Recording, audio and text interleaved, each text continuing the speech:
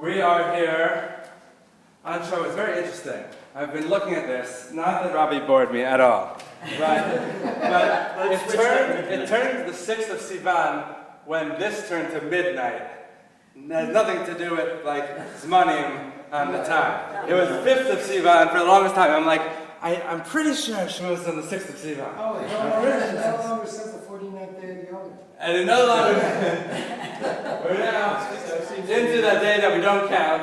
Called Shavuot. It happens on the 6th of Sivan. That doesn't happen at midnight, but that's okay. It's very disturbing. When we daven Maariv, it says 49th day of the Yom. Really screwed. Were you thinking about counting after all in? It's hard not to. So we are now there. We have arrived at Har Sinai. Shkodesh, everyone. We made it. We climbed our way through 49 gates of Tumah to the purity of Har Sinai. And we're going to look at a couple of sources that go in two directions. The first two sources we're going to look at tonight are looking at what actually happened at Har Sinai. And we just heard, who told us what we heard at Har Sinai in the shir that was over there. But we're going to look at a short description from the biblical text from Shemot Yud Tet, Exodus 19, right before we get to Aseret Growth. And then we're going to look at a modern poem about another way of a first-person account of what happened at Har Sinai. Juxtaposing these two sources on ways that we think about what we received from externally, what we sensed, what we received, what happened at Har Sinai. And then we're going to look at a couple of sources, mostly one longer Hasidic source that is going to show how we not only receive Torah externally, but how we also understand Torah from within our own selves, that we get to a level of knowing Torah through our own body and experience as well. And we're going to play with a couple of ideas there. Now is when I want you to see the sources. So now I want you to Timing is everything. Timing is everything.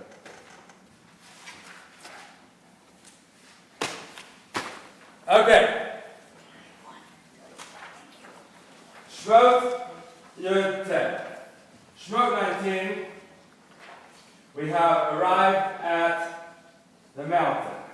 Now, while we're reading the source, I want you to think about the sensory experience of what it was like to stand there on the 6th of Sivan at Har Sinai when we're about to get Aseret HaDibrot, we're about to get the Ten Commandments from God on the mountain. What was that atmosphere like, as told to us by the Torah itself? Who would like to start us off at the reading? The English is great. We're going to be on the same page. We're going to look at the Hebrew as we go. Please, go for it. In the 3rd month. I can do English. Fantastic. Okay. In the 3rd month, after the going out of the children of Israel from the land of Egypt, on that day they came to the wilderness of Sinai. We are there, right there today. They moved on from Rephidim and came to the wilderness of Sinai and encamped in the wilderness. It really wants us to know that it's a wilderness, and there's a whole set of Midrashim about that. We're not going to talk about it. There Israel encamped opposite the mountain. Now Moshe went up to God, and Yahweh called out to him from the mountain, saying, "Say this to the house of Yaakov, tell the children of Israel." This is we're going to get ready for what's going to happen, the great theophany, the presence of God talking to us from Har Sinai, skip a bunch of verses, going from verse 3 now to verse 16. What is the atmosphere here that we have at Har Sinai? Go for it. On the third day, as morning dawned, there was thunder and lightning and a dense cloud upon the mountain, and a very loud blast of the horn, and all the people who were in the camp trembled. Moses led the people out of the camp toward God, and they took their places at the foot of the mountain. Now Mount Sinai was all in smoke, for Yahweh had come down upon it in fire. The smoke rose like the smoke of a kiln, and the whole mountain trembled violently. The blare of the horn grew louder and louder. As Moses spoke, God answered him in thunder. Yahweh came down upon Mount Sinai on the top of the mountain, and Yahweh called Moses to the top of the mountain, and Moses went up. All right. And then a little bit later, we're going to get Anochi Hashem Elokecha. We're going to get the Ten Commandments from there. Looking at the atmosphere, what is happening? What do you notice? What is the sensory experience of being there at Mount Sinai when God is going to give revelation? It's loud. It's loud. We have a couple of different sources of sound, some of which we know where it comes from, some of which we don't. These shofarot, like who's blowing these shofar? Where is the shofar coming from? Is this a God voice sounding like a shofar? Is it people actually blowing the shofar to get people ready? It's unclear. We have sound. What else do we have? Smoke.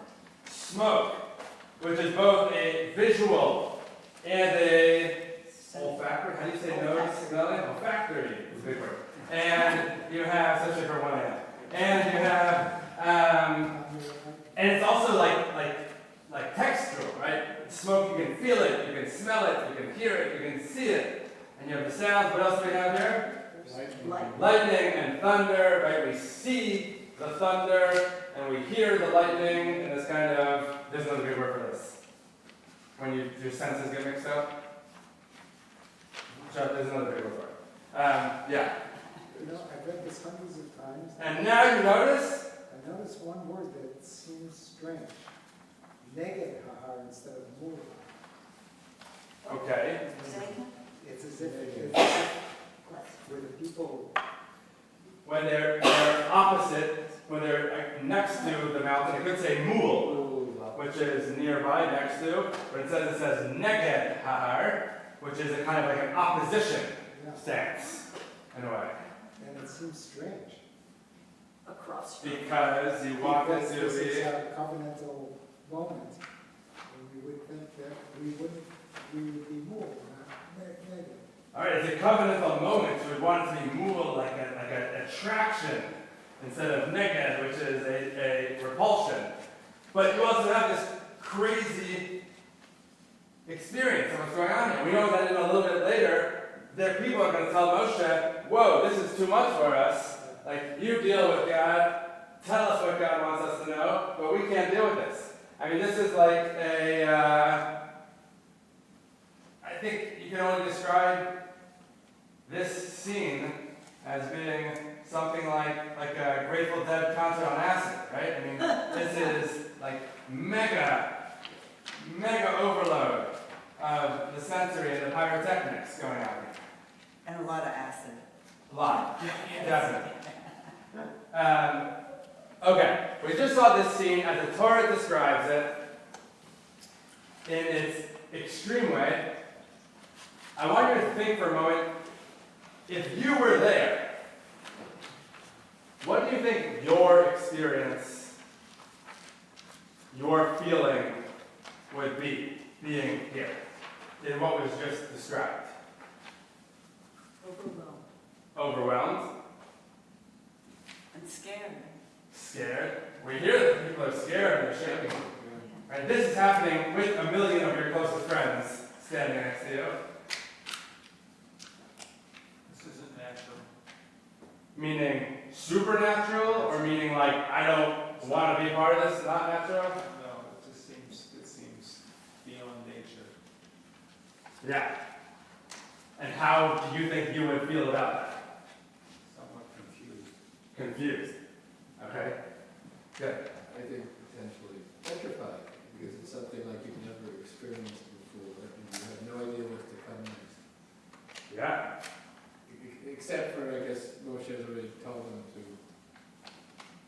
He gave a little preview before this, right? And you know, they get ready, don't come He's too supposed to prepare close. themselves. He was supposed to prepare themselves. Exactly, the 3 days and But everything. he's also warned them, right, don't come close, he gets after, you know. Right, but that doesn't say you're going to experience this incredibly loud, terrifying I know, that's it. situation. Yeah. I mean, if I had been there and Moshe said that to me, I'd be like expecting this like incredible draw to be involved with God.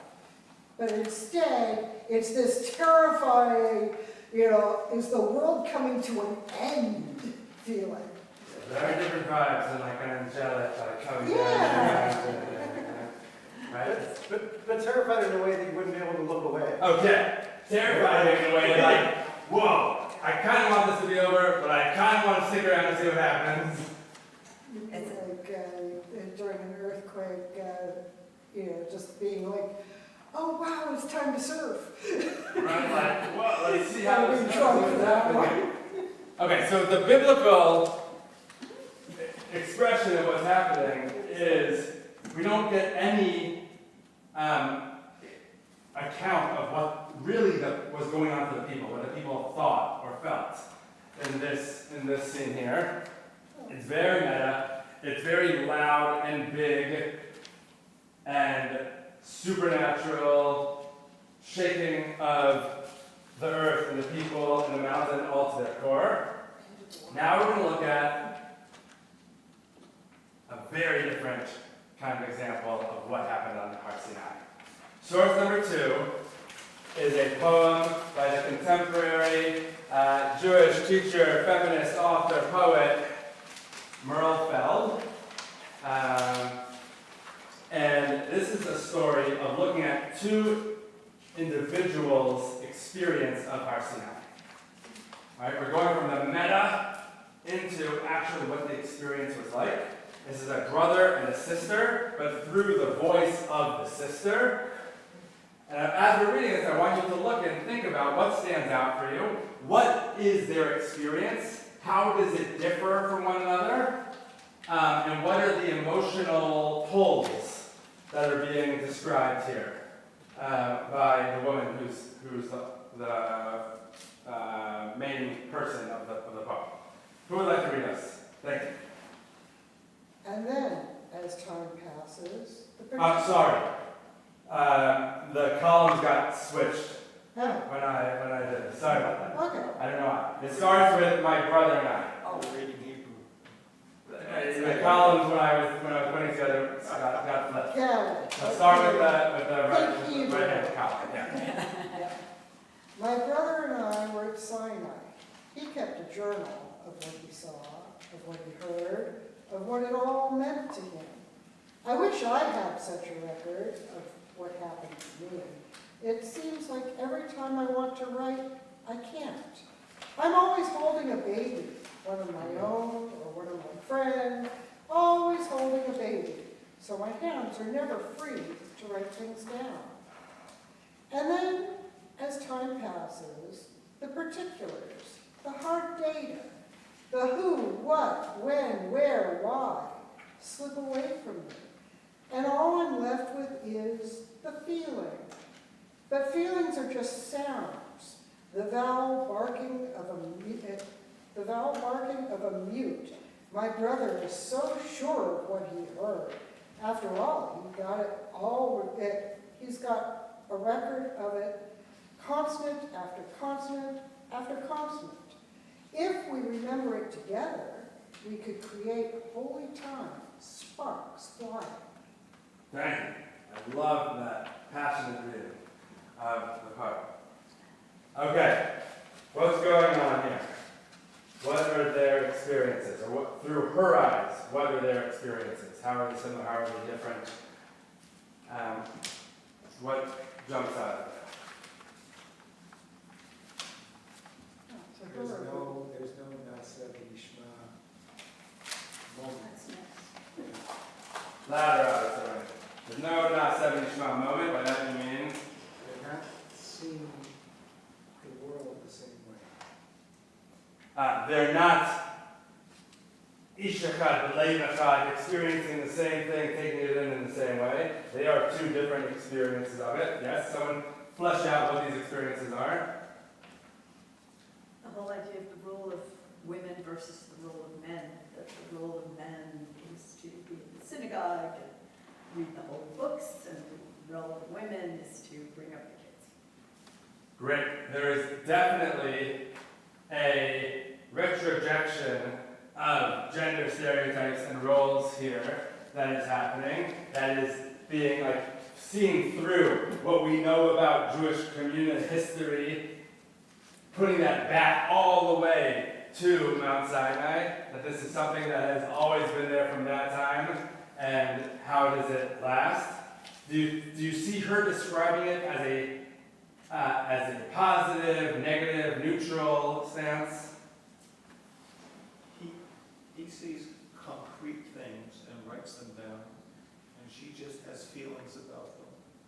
And she hopes that they can reconcile these differences. Right, so there's one way we can read it, that they are just two different types of ways that people can experience a phenomenon, an event, right? There is one of them that's trying to take it in through all the particulars, through all the details, and wants to make a clear record of what's happening. And there are other people who take it in broad strokes and have a deep feeling, a reshima that lasts, right, an impression of what lasts with them. And that's what they take on through them, and you can see them as equal. And we'll see how at the end of the poem we kind of realign with that idea.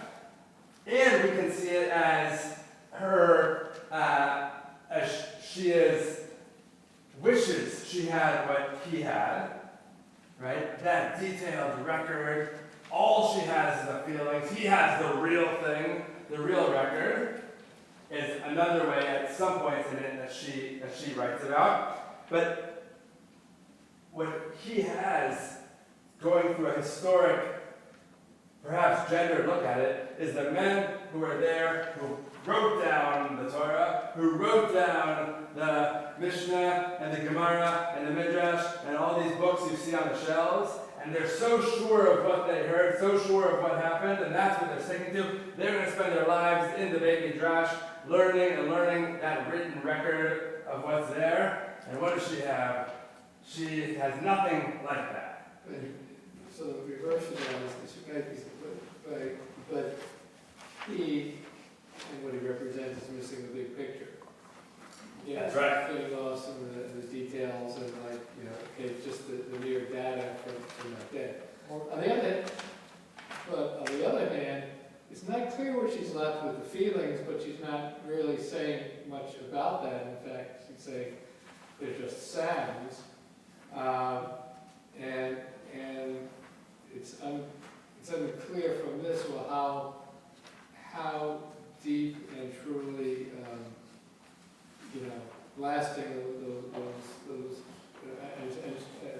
lasting those feelings are. I mean, what are those feelings?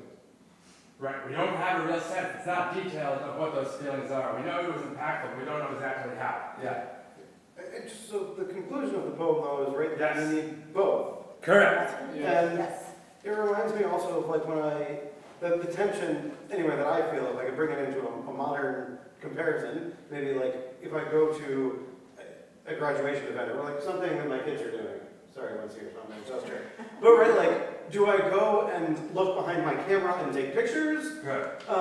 Which is my easy way of recording it. I don't have to like write anything down. Or do I'm like, no, I'm going to keep my phone or camera away and I'm actually going to experience it. Good. But then I'm not going to have as good a memory. Good. And that I think is like a modern, more fair reading that we can imagine both of those ways, right? If we're at a concert, a graduation, something big is happening, and how many people now are looking at the event like this, right? They're taking it in through the lens of their phone. Are they really experiencing it? They're definitely documenting it. They can have it, they can pull it out at the bar mitzvah or the wedding or whatever it's going to later on. But that's all they have, as opposed to the one who's like, no, I'm not going to do that. I'm just going to let it happen. Now, she is distracted with babies and everything. But these are two different views of kind of how we take it in. Yeah, Robbie?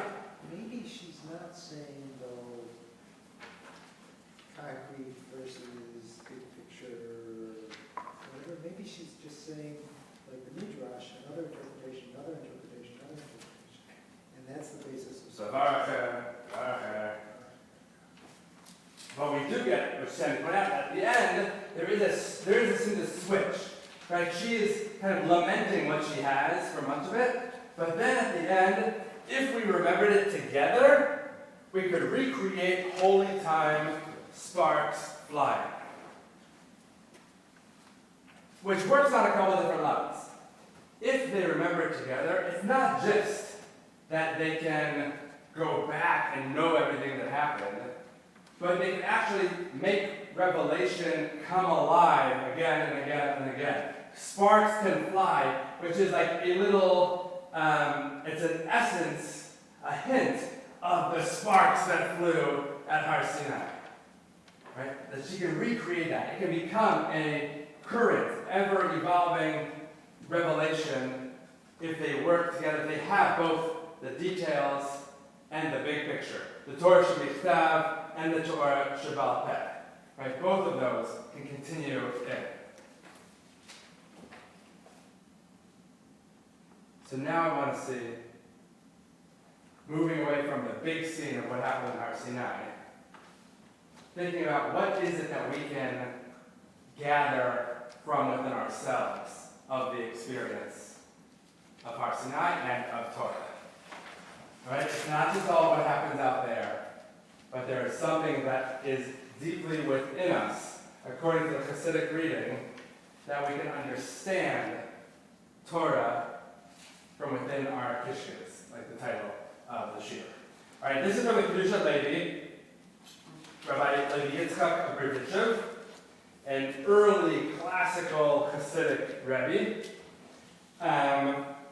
And it's kind of fun how he brings together a few different questions. He sets up the teaching with a few different things that seem odd, and then kind of explains how it all works together. All right? So follow with me. We need to understand what they meant by saying Na'aseh Nishma, as Robbie said before. What is this Na'aseh Nishma? We will do and we will listen. That doesn't make sense, right? We can have all these explanations for what it really means and how we work it out, but like on the face of it, that's weird. It doesn't make sense. That's thing number one we have to figure out, all right? Thing number two. In order to understand thing number one, here's another question mark. We need to turn to the Passover's Haggadah's verse. "Ilu korbanot l'fnei har Sinai, v'lo natan lanu et haTorah dayenu." Had God brought us before Mount Sinai and not given us the Torah, it would have been enough. That is weird also. Thing number 2, it doesn't make sense. What does it mean it would have been enough to just bring us to Har Sinai and not giving us the Torah?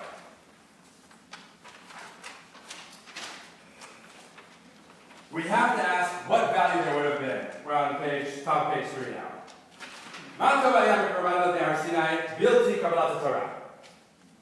And here we get to number 3, a weird thing. Amru Chachamenu, our sages say that Avram Avinu, he fulfilled the entire Torah before it was given. This is what it says in the Talmud, the Gemara, even the laws of Eruv Tafshilin.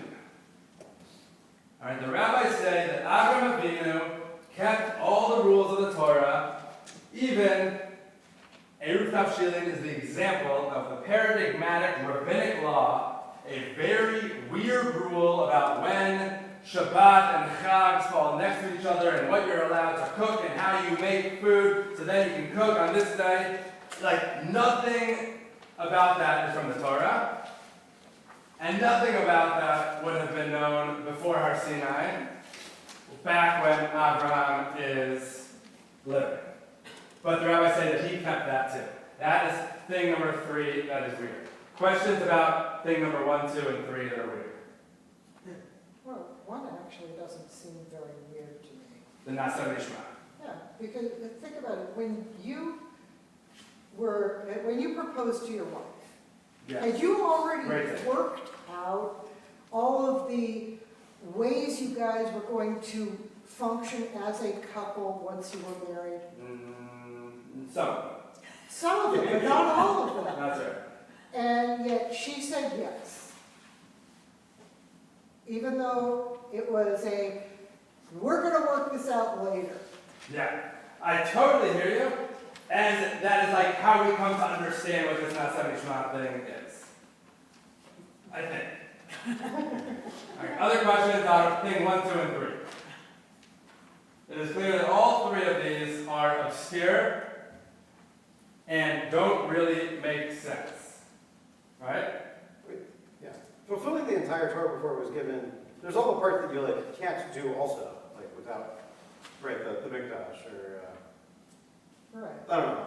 Right, so some things are the things that are impossible to do are impossible. But the fact that he kept the things that he could control and do, and he knew about it before before Torah was given and before the rabbis came about, Avram knew about it. Now, why do the rabbis say that? Because the rabbis can't imagine that our paradigmatic forebearer didn't follow the Torah. How could Avram not have kept the Torah? It's unimaginable. So they have to say that he kept the Torah. Otherwise, you're going to be like, oh, great, we can be Jews, just like Avram, and be totally good Jews and not keep the Torah. Wait, who talks about that? That's right, there's this whole 1.5 billion other people in the world who kind of feel that way, right? That's the Christian way, right? We don't need deeds. We have circumcision of the heart. We have our connection with God without the mitzvot, right? But they need Avram to be one of us, to be a rabbinic Jew who fulfills all the commandments, and that's who we are. So that's why they need it. But it still doesn't really make sense, except if you're a Hasidic rabbi. Okay? And now we'll see how it makes sense. We're in the 3rd paragraph. The 248 positive commandments of the Torah, Ramach mitzvot aseh, keneged haramach evarim haruchanim. The 248 positive commandments of the Torah parallel our 248 spiritual limbs. And Torah's 365 prohibitions are parallel to our 365 spiritual sinews. How many mitzvot are there? 600. There are 613 mitzvot, 365 don't do's, 248 do's, right? And so he's saying that here there is a comparison, a parallel, an equivalency between these mitzvot that we have and parts of our being. Spiritual parts of our bodies. See where he goes. One who gazes upon his own spiritual limbs and sinews can know them all. Just as our bodily limbs require sustenance, so too each of our spiritual limbs are fulfilled by a particular mitzvah. That particular mitzvah strengthens that particular part of our body in a spiritual and real way. Just as our physical limbs do not need to be taught what food they need, so too do our spiritual limbs grasp the mitzvot of their own accord. Each of those 613 parts of your body in the spiritual realm connect and know what mitzvah will sustain them. Know what mitzvah it needs to keep them going and invigorate them. Yeah. For the negative ones, is it more, it will be sustained until you do this? Because how does that work? If you don't do it, then you're sustained. Correct. Now one way you're thinking too technical. But in the other way, it's by abstaining from something, you're also practicing. It's also a spiritual practice to abstain from something also, right? So both in the going and doing it and in the abstention of doing things you're not supposed to do, that is spiritually feeding those parts of your body. The very life force of our spiritual limbs and sinews are the commandments themselves. Spirituality is the sublimation of our ordinary mind and thought processes. In its ultimate refined form, it is nothing other than the mitzvot. The mitzvot are what keep our bodies going. Our bodies know, just like the cells in my body don't have to ask what kind of food will sustain them. Right? Your body just knows what it needs, the nutrients it needs to work with. So too, in a deep way, your spiritual self knows what mitzvot it needs to be in relationship with to sustain itself and to grow and to build. So it was before the Torah was given. We're at the bottom of page 3. Kodem shenitat Torah kedusha, hayu yicholim lahasig kol haTorah. Ramach mitzvot lo ta'aseh. Aseh. B'shesa lo ta'aseh. Right? So it was before the Torah was given. Israel were able to apprehend all the positive and negative commandments. The reason we cannot do so on our own, through the mind, is because of our own bodies, our own corporeality, our own chomriut, asher hu masach hamagdil lasig or haruchaniyut. It is because of our corporeality which creates a division between us and the light, the spiritual light, those nutrients of the mitzvot that do it. But a person who transcends the physical self, in whom spirit overcomes matter, can see the Torah in his mind's eye. So here we're going to answer the questions. So Avram, whose physical self was so purified that he perceived the entire Torah, all 248 plus 365 commandments, from his own limbs before it was given. That is what the author of the Haggadah meant in saying, had God brought us before Mount Sinai, but not given us the Torah, that would have been Dayenu. In preparing to receive the Torah, the people's corporeal selves became so purified that they were able, like Abraham, to perceive all the particulars, the mitzvot of the Torah, in their minds. They were able to just know it. Therefore, had God brought them but not given them the Torah, it would have been enough. Why would it have been enough? Because the physical Torah that was given in Har Sinai is just a crutch. They would have known the exact same thing by going through these 49 days of purification to be at a place where spiritually they were at the highest level, and so they could intuit, they could feel, their body in some spiritual, real way would know what mitzvot sustain them, and would be able to get all of the mitzvot without needing the physical parchment. So they could have written it themselves. They could have, if they wanted to write it, they could have written it, right? We need this because we are not at that spiritual level. It's ridiculous for us to think that if we came to Mount Sinai but we're not given the Torah, it would have been good enough, because we, lowly ones, just don't have the spiritual fortitude and have gotten to the spiritual level like the Israelites when they were at Har Sinai, or like Abraham, Yitzchak, and Yaakov, who got there and just knew the Torah from So within they their bodies. lost that spirituality pretty quickly and started getting upset Oh about yeah, all kinds of stuff. that's right. So they did need it, just like the brother and sister. You know, she had the feelings, but he had the actual information. As you could say, So they needed you because needed both. once they get out of that spiritual state, yes, then they need to rely on the written But Torah. for that moment in time, They yes, did- they did. could have They could have, Felt it. yeah. So somehow, I don't know, the way I see it, I guess, is while they were not yet physically given the Torah in Sinai, somehow they, you know, to the extent for them to receive the Torah, and presumably they all received the same Torah. And the question is, well, who, they didn't all walk with the Torah, so somehow they were elevated to, I guess, the spiritual level of God, or being in the image of God.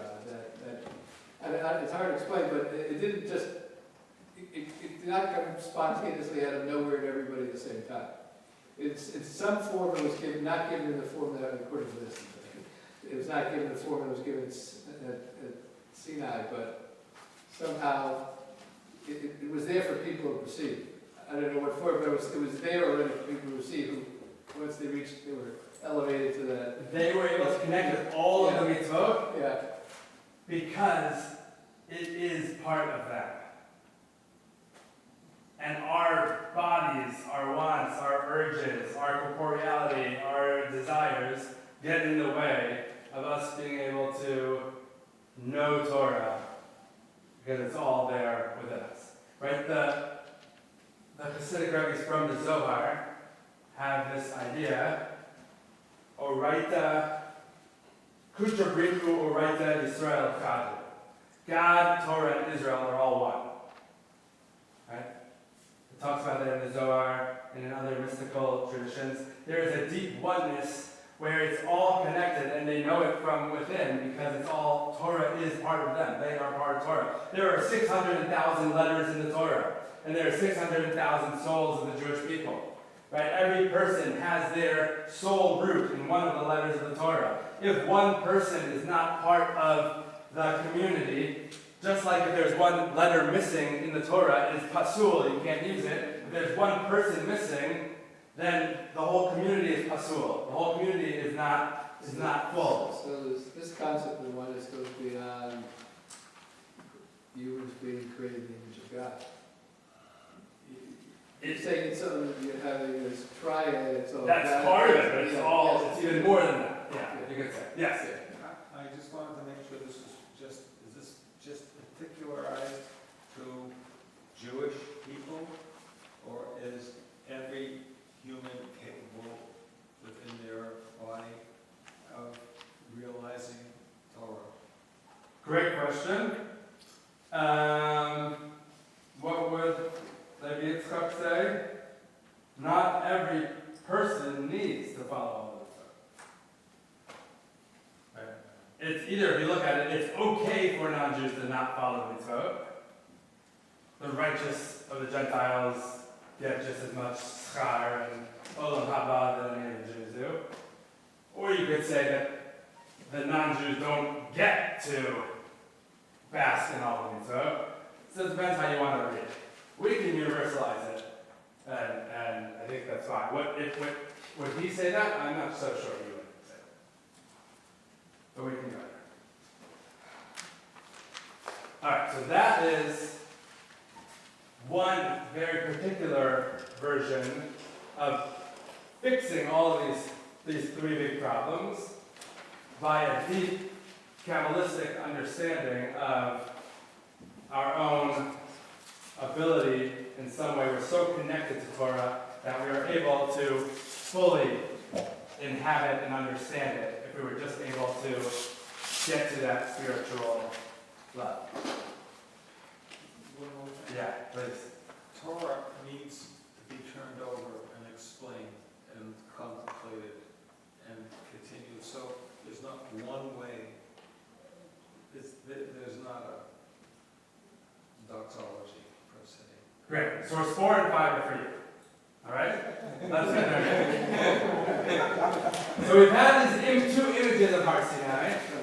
Then we've had this Hasidic explanation of the personal Torah knowledge. Now we're going to get to what does it mean to have a living Torah, to flourishing Torah, Torah that is alive and continuing to today. And that's what we're going to get to in these sources 4 and 5. Source number 4. This comes from Arthur Green's, is it here? Short, very good book, kind of intro to Judaism book, Judaism 10 Best Ideas. When a Jew is called forth to take part in the synagogue's Torah service, what he means by that is have an aliyah to the Torah. He, and now she, in non-Orthodox settings, recites after each portion of each aliyah the text that is read, Baruch atah Hashem, asher natan lanu Torah emet, v'chayei olam natan b'tochenu, Baruch atah Hashem noten haTorah. All right, someone point out to me what the problem in this bracha is. What's the thing that is a little bit problematic in this bracha? All right, so now we see the heretics among us. No, that's not. I'm looking for a grammatical problem. First, it says Asher natan lanu Torah emet, that Torah was given in the past, and then we end the bracha with noten haTorah, Torah that's given right now. How can within one bracha are we talking about Torah itself was given in the past, or Torah itself is given right now? What does it mean to have both of those? Isn't that a problem? Complementary. And the Hasidim are going to get rid of the problem and read this reading. Okay?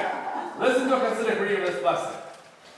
The Torah, given once in the past to the ancients, can only become a Torah emet, a Torah of truth, when each reader takes that chayei olam, that eternal life that's implanted within us, and uses it to reread Torah in a way that speaks to his or her own life.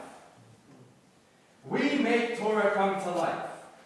Only then are we able to say that God, noten haTorah, is giving Torah in the present right now. God not only resides behind the text as guarantor of its infinite elasticity, but also dwells within us, in the innermost chambers of our endless creativity. We, together with God, bring life to Torah and Torah to life. Wait, look at the bracha again. Baruch atah Hashem, Elokeinu melech haolam, asher natan lanu, something was given to us. When we mix it with the chayei olam, it becomes a Torah emet, and through that process of holding the written Torah, the static Torah, with the dynamic and ongoing life experience that we have, bring those together, then we are getting essentially a new, renewed Torah in each moment. When we have an aliyah, What are we doing by saying that bracha? By saying that bracha after our aliyah, we are committing ourselves to holding both that which we have, the Torah Shavuot, that which is static, which has been given to us, with that which is within us, that is dynamic, putting them together, and calling ourselves accountable to continuing that project of receiving Torah in every moment, of living this life of renewed Torah, by combining that lived experience with that which we have inherited. And that's when it continues to become alive. So is this actually the bracha we should say every time we hear or give with our Torah? That we are adding. But that is what it means to make Torah Shebechtav into Torah Sheba'al Peh. Right? Yeah, please. Yeah, it was like pat mouth, that's what it comes from. That's the active, Yeah. right? It's the continual. Yeah. It's bringing that which is in us, and literally the breath is coming out, right? It's making it living in the world. And that's how each person does it. Now we're going to close off and finish up with 2 minutes, we're on time, with a short piece of Dvar Torah from Parshat Yitro, which is the parsha in which we get Revelation at Mount Sinai in Shemot, by another Boston rabbi, Rabbi Victor Reinstein, who led a community in Jamaica Plain for a number of years. Yes, Fantastic guy. He wrote this in 2015, where we just saw how each individual person is living out this project. Now we're going to go back to the meta on how this project manifests in different ways, in different people. We are the fruit of God's planting. Each of us as individuals, as a community, as a people. In Parshat Yitro, we come to the field of our becoming a people. I imagine God sowing so many seeds of possibility, wondering what will be, having the faith to plant, hoping that each of us will blossom and flourish. We come to Mount Sinai in this portion. We are each the field in which seeds of Torah are planted, each one of us as the womb of earth nurturing seed. The revelation at Sinai offers a bold and beautiful moment, such a challenging model. God plants the same seed in each of us, the same Torah, but awaits different fruit. All related to one another, the same species, but each so different in its emerging to greet the sun of another smile, the rain of our collective tears.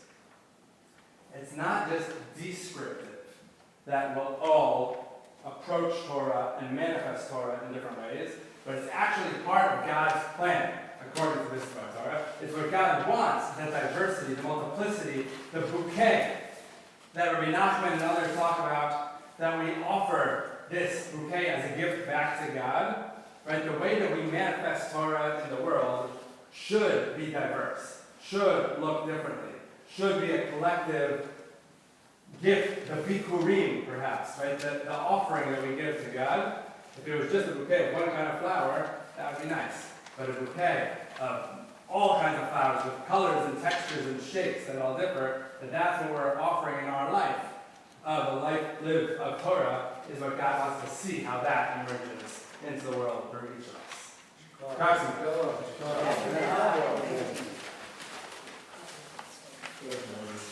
Good.